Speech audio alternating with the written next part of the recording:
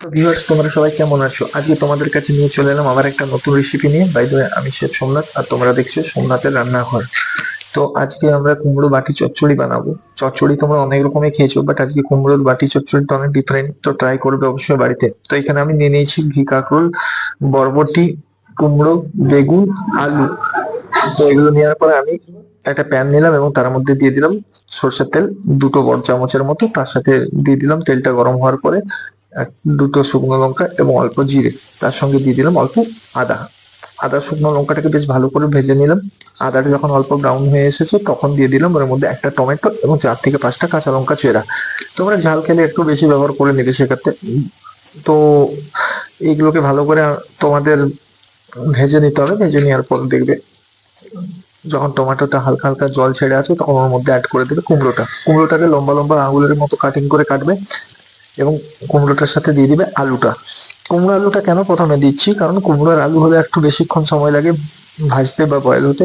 তার জন্য কুমড়ো আলুটাকে একটু ভালো করে ভেজে নেবো আমরা।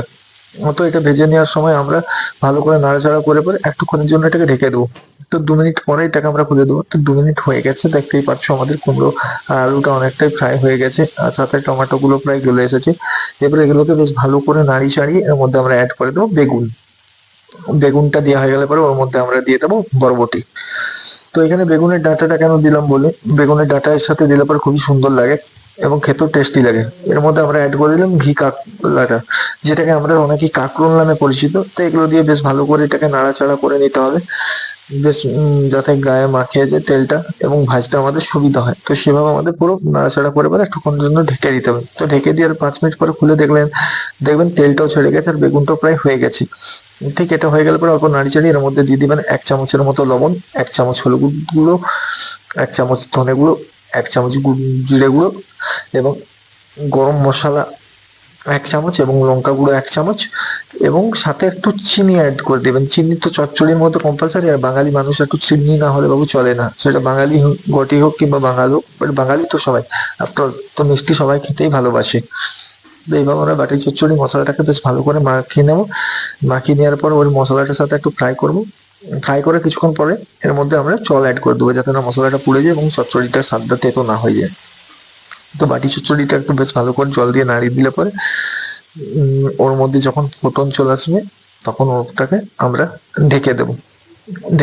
মোটামুটি 20 মিনিটের জন্য ঢেকে দেবো। 20 মিনিট পরে এটাকে দেবেন আমরা বাটি চচ্চড়ি রেডি। তো মাঝখানে আমি 10 মিনিটের মধ্যে আবার একবার খুলে নাড়িয়ে নিলাম, যাতে না নিচে লেগে যায় অথবা জলের প্রয়োজন আছে কিনা দেখতে। তো আপনারা এইভাবে ঠিক করে নেবেন এবং তারপরে আবার ঢেকে দিলাম এটাকে। এবার এটাকে ঢেকে পরে আমরা 10 মিনিটের জন্য রাখবো। তো 10 মিনিট হয়ে গেছে, দেখতেই পাচ্ছ আমাদের বাটি চচ্চড়ি পুরোপুরি ভাবে তৈরি হয়ে গেছে, আলুগুলো বয়েল হয়ে গেছে এবং কুমড়োটাও প্রায় ইয়ে হয়ে গেছে। তো এই রেসিপিটা কেমন লাগলো নিশ্চয়ই কমেন্টের মধ্যে জানিও। আর তোমরাও বাড়িতে অবশ্যই ট্রাই করে খেয়েও রেসিপিটা। আর এই রেসিপিটা একদম আলাদা রকমের স্বাদের। তো এই রেসিপিটা নিশ্চয়ই ট্রাই করে বাড়িতে তোমরা সবাই। আর আজকে এই পর্যন্ত, দেখা হবে আবার নতুন কোনো ভিডিওতে। তো ভালো থেকো, সুস্থ থেকো আর চ্যানেলটা সাবস্ক্রাইব করে দিও।